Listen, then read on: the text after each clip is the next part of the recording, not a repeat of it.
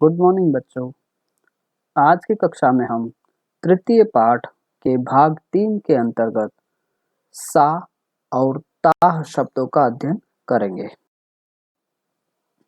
सा और ताह ये दोनों ही शब्द तत् स्त्रीलिंग सर्वनाम शब्द कहे जाते हैं और तत् का अर्थ होता है वह। जैसा हमने पिछली कक्षा में पढ़ा कि तत् का प्रयोग तब किया जाता है जब हमें किसी दूर के व्यक्ति, वस्तु या स्थान के बारे में कुछ बताना हो तो तत् का प्रयोग किया जाता है। और इस पाठ के अंतर्गत हम तत् शब्द के स्त्रीलिंग रूपों का अध्ययन करेंगे। तो उन रूपों के अंतर्गत हम सा और ताह इन दोनों ही रूपों को पढ़ेंगे। तो देखिए, सा और ताह इन दोनों का मूल शब्द जो है वह है तत्, अर्थात ये तत् स्त्रीलिंग सर्वनाम शब्द माने जाते हैं।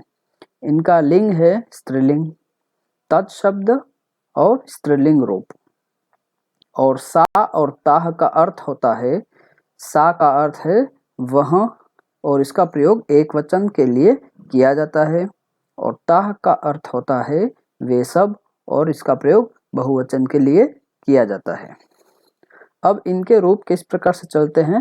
तत् शब्द के स्त्रीलिंग रूप चलेंगे एक वचन, द्विवचन और बहुवचन। इन तीनों में देखिए, सबसे पहले एक वचन रूप होगा सा। सा का अर्थ होता है वह, एक वचन के लिए। द्विवचन में होगा ते। ते का अर्थ होता है वे दोनों। और बहुवचन का रूप होगा ताह, और ताह का अर्थ होता है वे सब। तो सा, ते और ताह, वह, वे दोनों और वे सब। केवल इस पाठ में केवल हम सा और ताह इन दोनों रूपों का अध्ययन करेंगे। द्विवचन रूप हम इस पाठ में नहीं पढ़ेंगे। अब इनके उदाहरण वाक्य कुछ देखते हैं हम। एक तरफ हम देख रहे हैं सा के रूप, सा के वाक्य, और दूसरी तरफ हम देखेंगे ताह के वाक्य। सा मतलब वह, एक वचन वाक्य हैं ये सारे, और दूसरी तरफ हम लिखेंगे ताह से संबंधित सारे ही बहुवचन वाक्य। ताह का अर्थ होता है वे सब।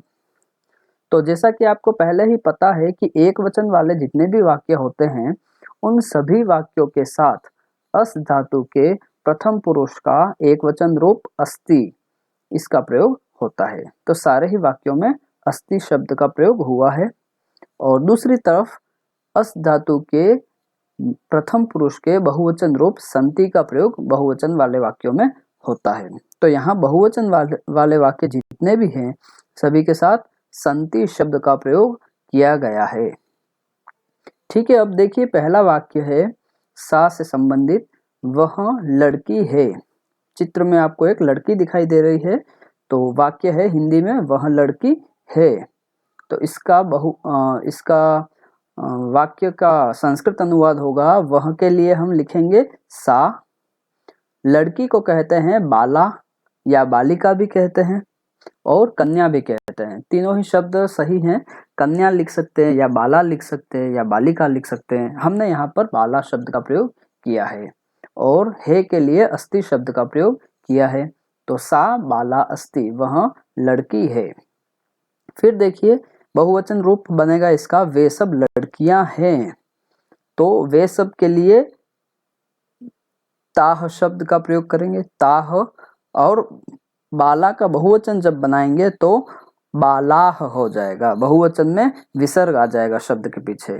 एक वचन होगा बाला, द्विवचन बाले और बहुवचन बालाह। तो यहाँ पर बहुवचन बालाह होगा, और हे के लिए बहुवचन रूप होगा संति। ताह बालाह संति। अगर यहाँ पर हम कन्या शब्द का प्रयोग करेंगे तो ताह कन्याः संति लिखेंगे, और अगर हम बालिका शब्द का प्रयोग करेंगे तो ताह बालिकाः संति। कोई भी शब्द लिखेंगे तो तीनों ही शब्दों के पीछे विसर्ग लगेगा, तो बहुवचन रूप उसका हो जाएगा। अब दूसरा वाक्य है, चित्र में आपको एक मक्खी दिखाई दे रही है, वह मक्खी है। ठीक है, तो वह के लिए सा का प्रयोग। मक्खी को कहते हैं संस्कृत में मक्षिका, और है के लिए अस्ति का प्रयोग किया गया है। तो सा मक्षिका अस्ति, वह मक्खी है। इसी का बहुवचन होगा ते वे सब मक्खियां हैं।